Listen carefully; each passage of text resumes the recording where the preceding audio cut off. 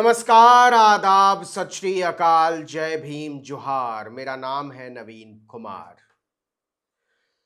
सबसे बड़ा सवाल जो इस वक्त देश में बना हुआ है वो ये कि नौजवानों के भीतर जो गुस्सा है व्यवस्था को लेकर, उसका क्या होगा और कॉकरोच जनता पार्टी का क्या होगा।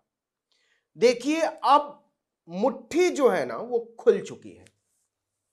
मैं काफी देर तक जंतर मंतर पर था अभिजीत दिपके के आने के बाद, और वहां जो माहौल मैंने देखा उसके बाद एक लेखा जोखा आपके सामने रखने का दिल है। कुछ चीजें बड़ी साफ है। पहली चीज तो यह है कि यह बात बिल्कुल सच है कि देश के युवा और उन युवाओं के समर्थक, इसमें उनके माता पिता भी हैं, उनके शिक्षक भी हैं, उनके दोस्त हैं, उनके सीनियर्स हैं और देश के साधारण जन हैं, वो बेहद गुस्से में हैं। और गुस्से से ज्यादा कहना चाहिए कि हताश है, निराश है, परेशान है और अपना भविष्य अंधकार में देख रहे हैं। यह बिल्कुल साफ नजर आ रहा था जंतर मंतर पर। और इन सब में भी जो सबसे ज्यादा हताशा और निराशा है वो नरेंद्र मोदी की भूमिका को लेकर है। यह बिल्कुल, इसमें कोई दो राय नहीं हो सकती है, कोई बहस का सवाल नहीं है कि नरेंद्र मोदी ने उनको हरा दिया है, ऐसा उनको लगता है। नौजवानों को इस बात में भी कोई शक नहीं है कि वो एक मुकम्मल आंदोलन खड़ा करना चाहते हैं।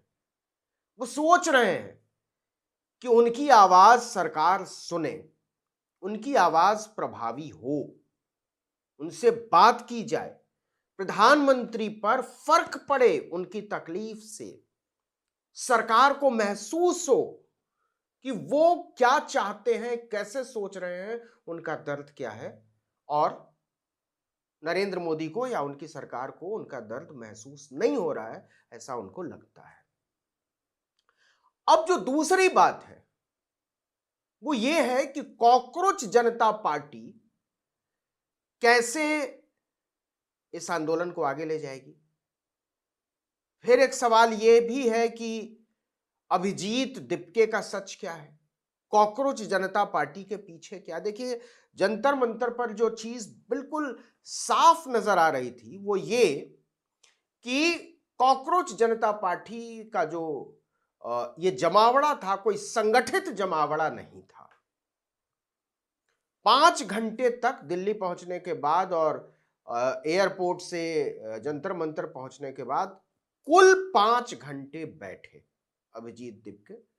5 घंटे में 5 बार उन्होंने छोटे छोटे भाषण दिए और 3 बजे उठकर चले गए। कहा यह गया कि उनकी तबीयत बिगड़ गई, लेकिन केवल अभिजीत दिपके नहीं गए, उनके साथ उनके तीनों प्रवक्ता चले गए, उनके साथ सोनम वांगचुक चले गए और पीछे केवल वो लोग रह गए जो अभिजीत दिपके और उनका जो भी संगठन है, उसमें 3 प्रवक्ता तो हैं ही कम से कम, उनमें से कोई नहीं बचा। केवल पीछे वो लोग रह गए जो इन लोगों के भरोसे वहां पहुंचे थे कि इनको सुनेंगे, ये हमसे बात करेंगे और हम सब मजबूती के साथ खड़े रहेंगे, जबकि 5 बजे तक की परमिशन थी।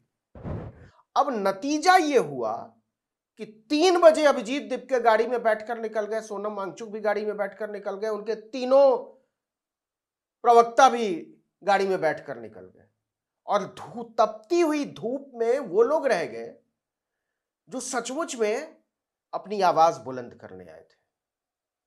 उस धूप का जो दबाव है, जो ताप है, वो न अभिजीत दिपके ने झेला, ना उनके प्रवक्ताओं ने झेला, ना सोनम वांगचुक ने झेला। इसके पीछे की क्या वजह हो सकती है, यह समझ में आने वाली बात फिलहाल तो नहीं है। देखिए, सवेरे जब दिल्ली पुलिस का परमिशन शनिवार को मिला तो हैरानी हुई कि दिल्ली पुलिस ने परमिशन इतनी जल्दी कैसे दे दी।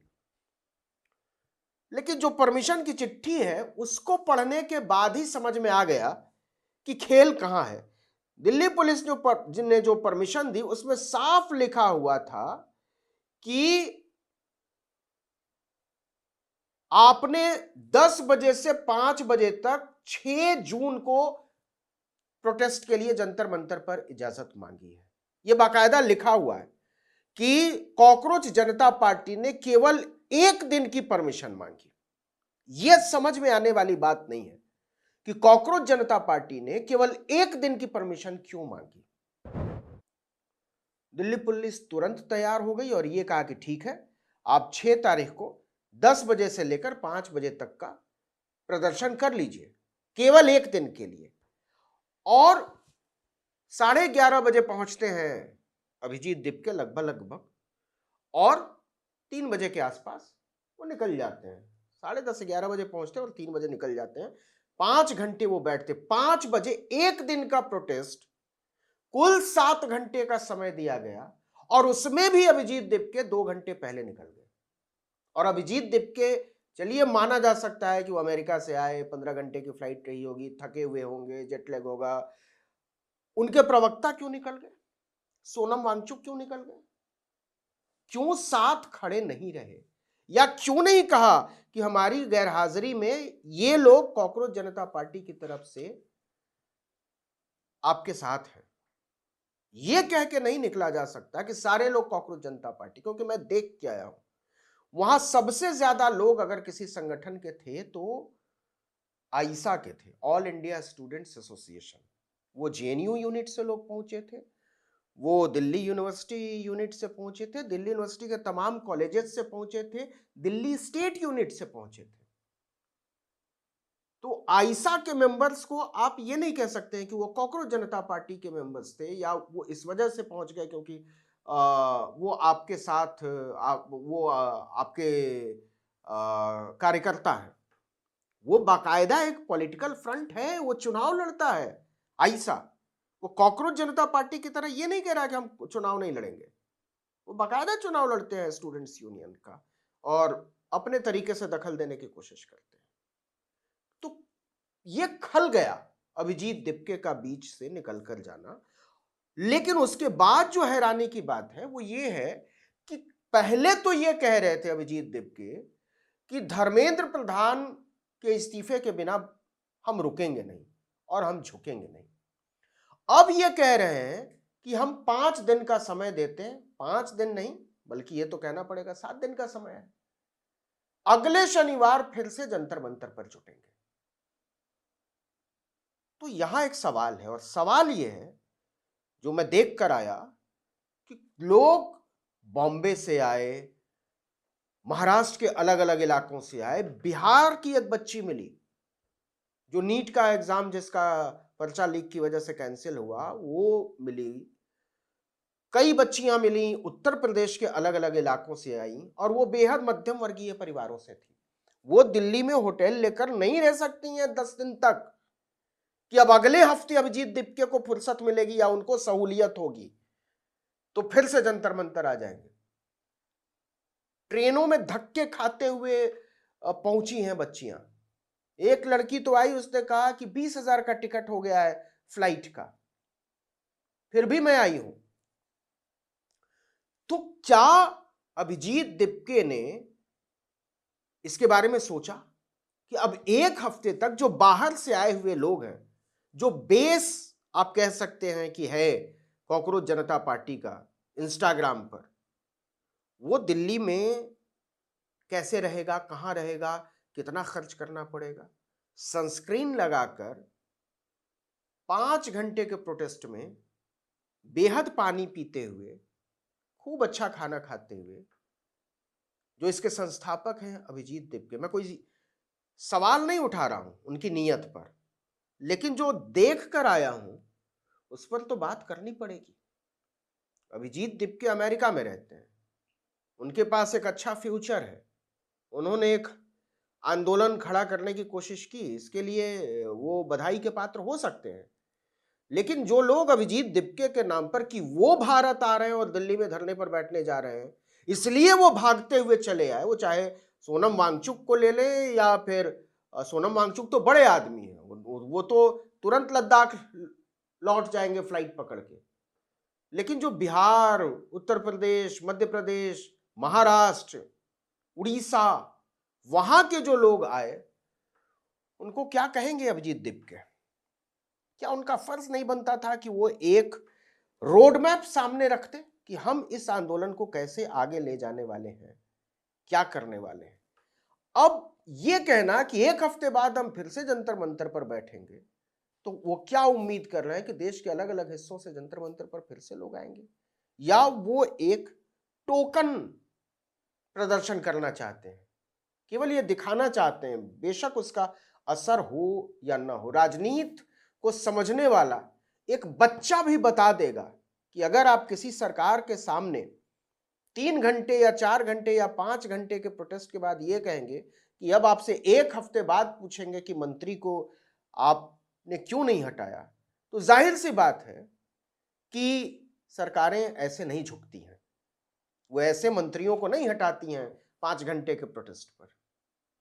और ये भी बात सच है कि जंतर मंतर पर जो संख्या थी वो बहुत ज्यादा नहीं थी। बहुत ज्यादा मैं तुलना कर रहा हूं जिस तरीके से इंस्टाग्राम पर फॉलो किया गया, एक हफ्ते के भीतर भारतीय जनता पार्टी से ज्यादा फॉलोअर हो गए कॉकरोच जनता पार्टी के, तो उसका 1000वां हिस्सा तो पहुंचना चाहिए था, 5000वां हिस्सा तो पहुंचना चाहिए था।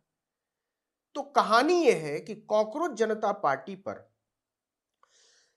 और अभिजीत दिपके पर कितना भरोसा किया जा सकता है, इस देश के युवा, इस देश के साधारण जन जानना चाहते हैं। इसीलिए ये बात उठी है क्योंकि अन्ना हजारे के बिके हुए दलाल आंदोलन के बाद जन आंदोलनों की भूमिका जो है इस देश में, वो बड़ी संदिग्ध हो गई है। लोग नाराज हैं, गुस्सा हैं, व्यवस्था बदलना चाहते हैं और किसी के पीछे भी खड़े होने को तैयार हैं। लेकिन जिसके पीछे वो खड़े होने को तैयार है, उसकी विश्वसनीयता को, उसकी नैतिकता को और उसके साहस को परखा तो जाएगा। क्या अभिजीत दिपके सरकार के दबाव में 5 घंटे बाद चले गए 3 बजे उठकर? क्या सरकार के दबाव में उसके सारे प्रवक्ता चले गए, सोनम वांगचुक चले गए? आपको पता ही है सोनम वांगचुक पर एनएसए लग गया था और वो जेल में बंद कर दिया था सरकार ने, छूटे हैं बड़ी मुश्किल से। तो ये सब चीजें हैं जिस पर हमारी नजर रहेगी। आप भी नजर बनाकर रखिए। एक चीज जो साफ तौर पर हम कहना चाहते हैं, हम इस देश के बच्चों के साथ हैं, इस देश के नौजवानों के साथ हैं, उन तमाम लोगों के साथ हैं जो न्याय चाहते हैं, बराबरी चाहते हैं, बंधुत्व चाहते हैं। लेकिन ये भी देखना पड़ेगा कि कहीं उन बच्चों की भावनाओं के साथ किसी राजनीतिक, सामाजिक या आर्थिक मुनाफे के लिए कोई छल तो नहीं हो रहा है। आप भी परखिएगा इसको। इस वीडियो में इतना ही, लेकिन अगर आपने आर्टिकल 19 इंडिया को अब तक सब्सक्राइब नहीं किया है तो फौरन कर लीजिए। बेल आइकॉन दबाइए, घंटी जैसी आकृति, लाइक कीजिए और कमेंट करके बताइए हमारा वीडियो आपको कैसा लगा। हमारा ट्विटर हैंडल है article19_India और मेरा ट्विटर हैंडल है नवीन जर्नलिस्ट। नमस्कार।